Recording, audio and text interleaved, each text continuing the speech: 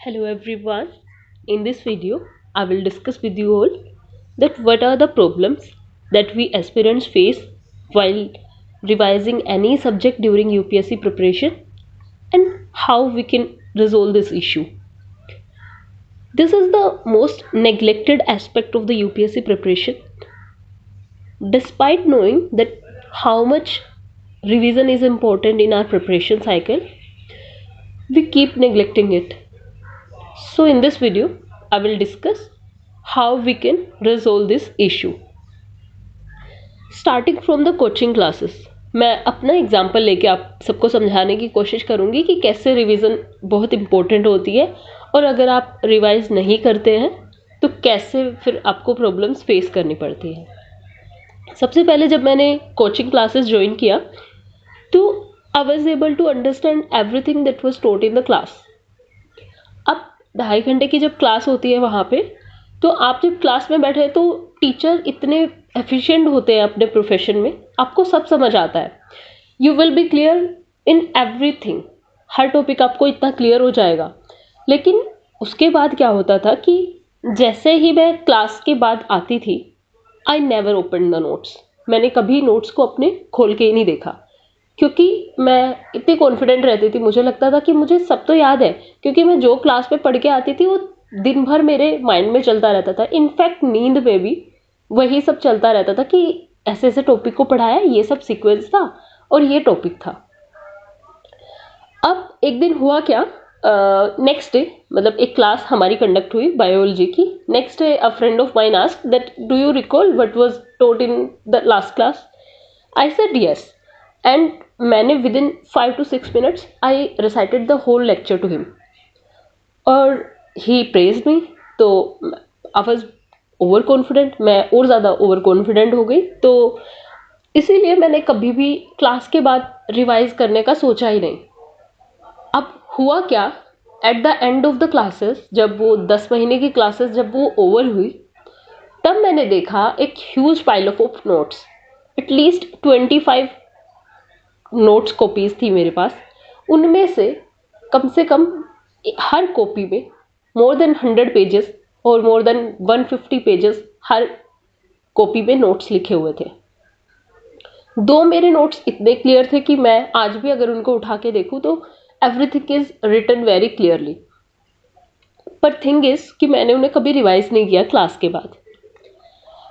दूसरा, coaching class में structure ही ऐसा होता है। हर कोचिंग क्लास की बात मैं नहीं कर रही हूँ यहाँ पे, हर कोचिंग का स्ट्रक्चर अलग होता है टीचिंग का। लेकिन जहाँ मैं कोचिंग जाती थी तो वहाँ पे स्ट्रक्चर क्या था कि अगर एक दिन पॉलिटी की क्लास कंडक्ट हो रही है तो नेक्स्ट डे या तो हिस्ट्री या फिर किसी और भी सब्जेक्ट की क्लास कंडक्ट हो सकती थी। तो उसमें ऐसा कोई पर्टिकुलर डिज़ाइन नहीं था कि पॉलिटी आपको इतने दिन कराएंगे, उसके बाद हिस्ट्री आपको इतने दिन करवाएंगे। क्योंकि उसमें ये था, एक दिन अगर पॉलिटी की क्लास है तो नेक्स्ट डे में भी हिस्ट्री, उससे नेक्स्ट डे में भी सोशल इश्यूज, उससे नेक्स्ट डे में भी आईआर की क्लास। तो it was a random sort of thing. अब कभी कभी तो ऐसा भी होता था कि जैसे पॉलिटी की क्लास अगर आज ट्यूसडे पे हुई है, नेक्स्ट पॉलिटी की class there will be after 1 month, that will be after 1 month। अब इससे क्या होता है कि एक सब्जेक्ट को एक टाइम पे नहीं पढ़ाते हैं और हम लोग नए आए होते हैं कोचिंग सेंटर में, मोस्टली साइंस स्टूडेंट होते हैं। तो वहाँ पे ये कमी होती है कि हम जब तक आगे वाली क्लास आती है तब तक पीछे वाला हम भूल जाते हैं। और अगर आप रिवाइज नहीं करते हो फिर तो आप अपनी सिचुएशन सोच ही सकते हो। अब ये जो स्ट्रक्चर था, उस पैटर्न था उस कोचिंग का, इसके फायदे और नुकसान दोनों थे। एडवांटेजेस की अगर हम बात करें तो इससे क्या होता था कि हमें ना टाइम मिल जाता था। लेट्स से अगर टीचर ने आज फंडामेंटल राइट शुरू करवाया है पॉलिटी की क्लास में, तो जब तक नेक्स्ट टाइम टीचर की क्लास आएगी आई विल रिवाइज एवरीथिंग। मतलब जो फंडामेंटल राइट है वो पूरा chapter I will revise from the polity Laxmikanth. And next time जब टीचर पढ़ाने आएगा, अगर मुझे लगेगा कि कोई मेरा डाउट है तो वो मैं डाउट टीचर से पूछ सकूंगी, राइट। लेकिन ये एक एडवांटेज है।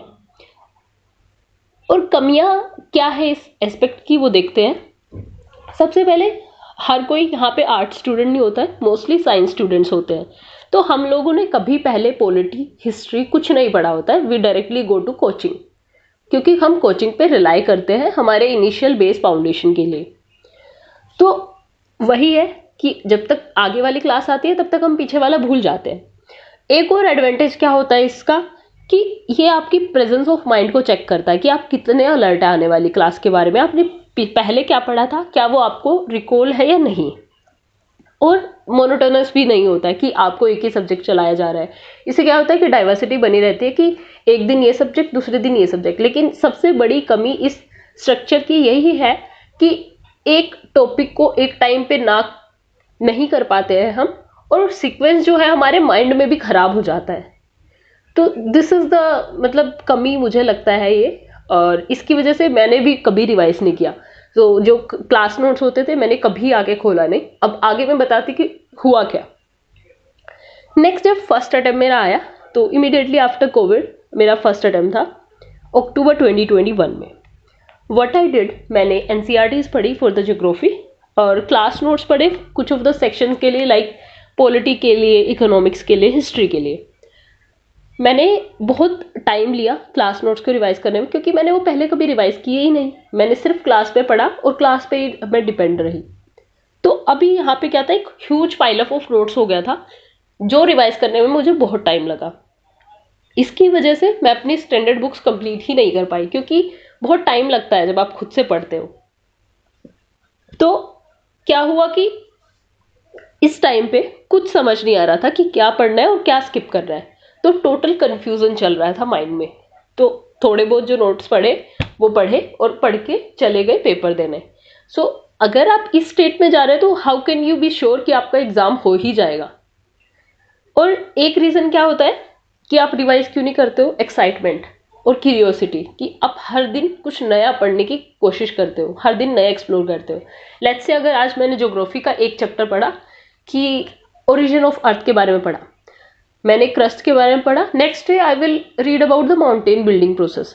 तो अब इतना एक्साइटमेंट होता है इस प्रोसेस को जानने का, तो उससे क्या होता है कि हम जो लास्ट डे जो हमने पढ़ा था वहां पे रिवीजन को हम कॉम्प्रोमाइज कर देते हैं।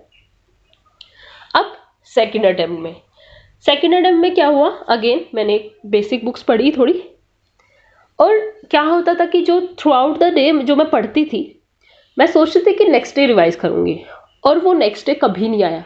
क्योंकि जैसे ही मैं नेक्स्ट डे रिवाइज करने का सोचती थी मुझे याद आता था कि टाइम कम है एग्जाम में और मुझे नया पढ़ना है।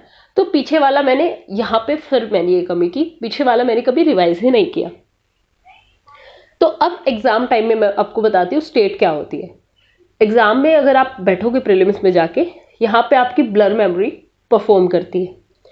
तो आपको पता चलेगा कि ये आपने, अब जब भी क्वेश्चन रीड करोगे यू विल बी लाइक कि ये पढ़ा है मैंने but I am not able to recall it. तो दिस इज द थिंग कि रिवीजन अगर ना करोगे तो ये होगा आपके साथ। यहां पे आपको पता चलता है कि कितनी इंपॉर्टेंट रोल प्ले करती है रिवीजन। अब इसे रियलिटी कहो या फिर मिथ, जैसे आप सेकेंड थर्ड अटेम्प्ट तक आते हैं पीपल विल बी लाइक कि आप PYQs अच्छे से करो, PYQs को इंटेंसली करो and you will make it.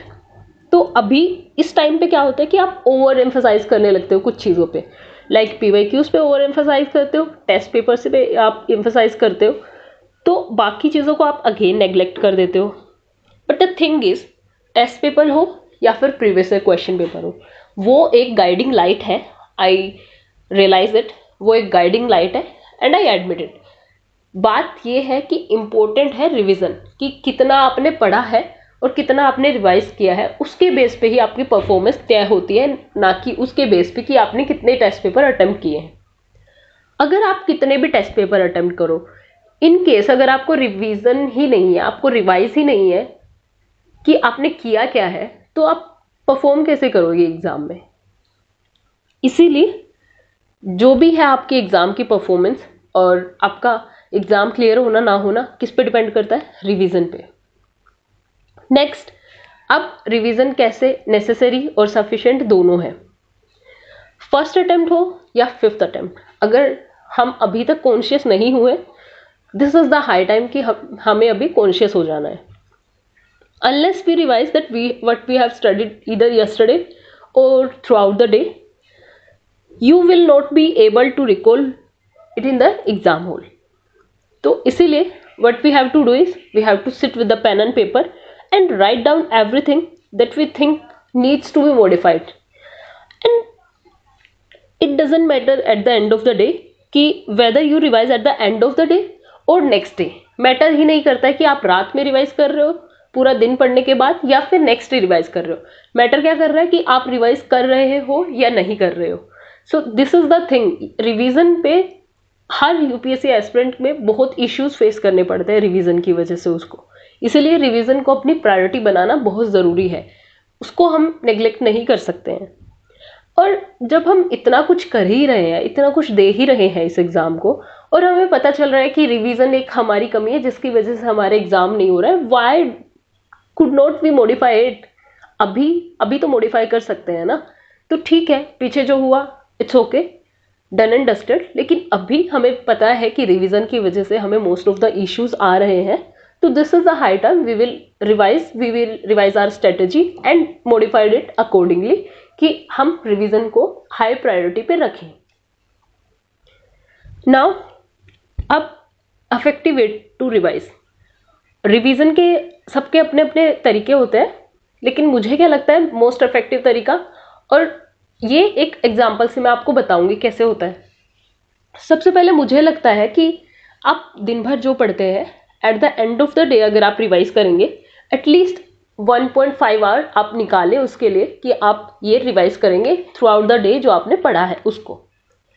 अगर आप इन केस सोच के चलते हैं कि आप नेक्स्ट डे रिवाइज करेंगे मॉर्निंग में, जब आप बाकी नया पढ़ेंगे, नया पढ़ने से पहले आप रिवाइज करेंगे कि कल आपने क्या पढ़ा था, वो कल कभी नहीं आता. क्योंकि नेक्स्ट डे एक्साइटमेंट ही हमें इतनी होती है नेक्स्ट टॉपिक की और नया नया जानने की कि हम पीछे वाले को भूल ही जाते हैं जैसे. और आप कितना ही कोशिश करो, नेक्स्ट डे मॉर्निंग में आप कभी रिवाइज कर ही नहीं पाओगे. ये मेरा खुद का भी एक्सपीरियंस है, क्योंकि एक्साइटमेंट इतनी होती है. यूपीएससी की तैयारी इसीलिए तो इंटरेस्टिंग होती है क्योंकि हर दिन कुछ नया जानने का मौका मिलता है हमें, और उस नए जानने की चाहत में हम पीछे वाला रिवाइज करना भूल जाते हैं. तो this is how we neglect revision, अगर हम कल पे उसको टाल देते हैं. तो most effective way is once at the night. पूरे दिन का जो पढ़ा है वो रात में रिवाइज करेंगे. वंस इन अ वीक, एक दिन पूरे जो हफ्ते में पढ़ा है उसको रिवाइज करेंगे. एंड कुछ लोग कहते हैं at the end of the month भी आपको रिवाइज करना चाहिए, but I will say is कि आप एक दिन में पढ़ो, एक हफ्ते के दिन पढ़ो. और दूसरा, जब आपका एक सब्जेक्ट, एक टॉपिक आपका पूरा कंप्लीट हो जाता है, लेट्स से पॉलिटी अगर आपका कंप्लीट हो गया 15 डेज में, तो फिर आप नेक्स्ट 4-5 डेज उसको रिवाइज करने में दो. So this is how you can effectively revise. Lastly, thank you so much for listening to me patiently. I hope you will agree with me कि these are the things that you face, these are the issues that you face in the revision and how you can resolve these. अब one more thing is कि आपको क्या लगता है कि आपका reason क्या है कि आप किस वजह से रिवाइज नहीं कर पाते हो. तो you can comment below and we will come out with a solution for the same. So I hope you find the video helpful. Thank you so much.